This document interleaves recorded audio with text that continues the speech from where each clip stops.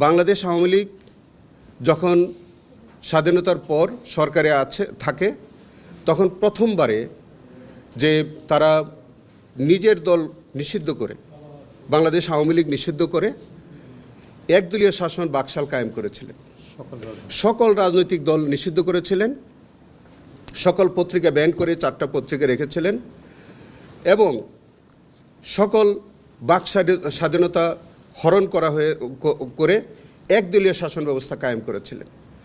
তাহলে আপনি দেখেন বাংলাদেশ আওয়ামী লীগ 1973 সালে ইন্টারন্যাশনাল ক্রাইমস ট্রাইব্যুনাল অ্যাক্ট 1973 প্রণয়ন করে, সেই আইনটি সংশোধন করে 2013 সালে অর্গানাইজেশনকে বিচারের আওতায় আনার জন্য তারা অ্যামেন্ডমেন্ট করে।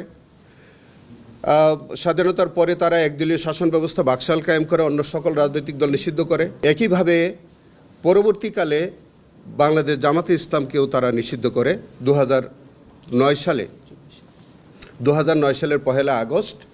সেখানে তাদেরই প্রণীত আইন দিয়ে বাংলাদেশ জামাতে 1 আগস্ট 2024 সালের আইন দিয়ে বাংলাদেশ জামাতে ইসলামকে নিষিদ্ধ করে।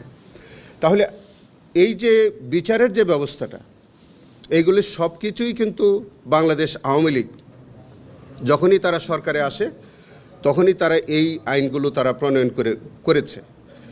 অন্য কোনো সরকার কখনই কিন্তু এই জাতীয় কোনো আইন প্রণয়ন করে নাই। আরও একটি তথ্য আপনাদেরকে দিয়ে রাখি, 2011 সালে আর্টিকেল 47 অব দি কনস্টিটিউশন তারা একটা অ্যামেন্ডমেন্ট আনে। তার আগে 1973 সালেও সংবিধানের প্রথম সংশোধনী আর্টিকেল 47 অ্যামেন্ডমেন্ট করে এই যে মানবতা বিরোধী অপরাধ আইন 1973 প্রথম সেটাকে ইনক্লুড করে। তাহলে আজকে যদি আপনি এই আইনগুলির যদি ঐতিহাসিক প্রেক্ষাপট যদি আপনারা বিচার বিশ্লেষণ করে দেখেন, যে অর্গানাইজেশনের বিচার এবং দল নিষিদ্ধ করার যে প্রক্রিয়া, এগুলি সমস্ত কিছু বাংলাদেশ আওয়ামী লীগ তারা বিভিন্ন সময় শাসন ব্যবস্থায় এসে এই আইনগুলো তারা প্রণয়ন করেছে, সংবিধান সংযোজন করেছে। আজকে বাংলাদেশ আমাদের আন্তর্জাতিক অপরাধ ট্রাইব্যুনাল আইন 1973-এর আওতায় এখন বর্তমানে মানবতা বিরোধী অপরাধের বিচার চলছে।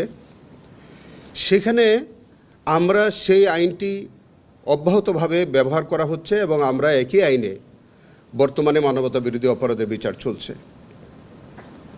আপনারা জানেন যে বাংলাদেশ আওয়ামী লীগ যখন 1982 সালে একটি স্বৈরশাসনকে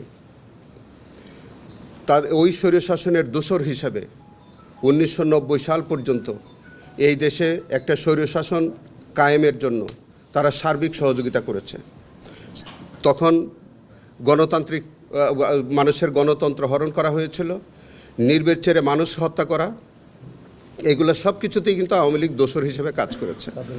আপনি এইটাও মনে আছে আপনাদের যে 1996 সালে একটি তত্ত্বাবধায়ক সরকারের দাবিতে লগিবইটার বই ব্যবহার করে নির্বিচারে অকাতরে মানুষকে হত্যা করা হয়েছে এবং তখন ব্যক্তি এবং দল হিসাবে এই সংগঠনটি মানুষকে নির্বিচারে তাদের জানমাল হরণ করেছে।